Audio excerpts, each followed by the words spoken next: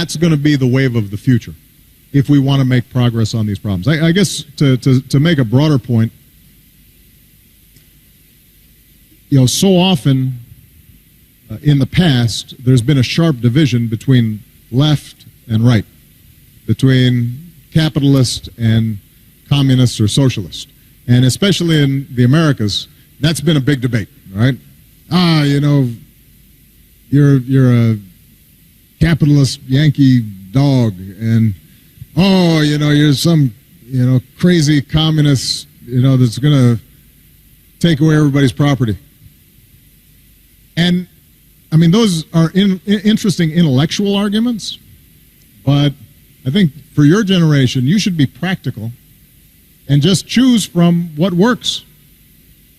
You don't have to worry about whether it neatly fits into socialist theory or capitalist theory. You should just decide what works. And I said this to President Castro in Cuba. I said, look, you've made great progress in educating young people. Every child in Cuba gets a basic education. That's a huge improvement from where it was. Medical care. The life expectancy of Cubans is equivalent to the United States, despite it being a very poor country, because they have access to health care. That's a huge achievement. They should be congratulated. But you drive around Havana and this economy is not working. It looks like it did in the 1950s. And so you have to be practical in asking yourself, how can you achieve the goals of equality and inclusion, but also recognize that the market system produces a lot of wealth and goods and services and innovation. And it also gives individuals freedom because they have initiative.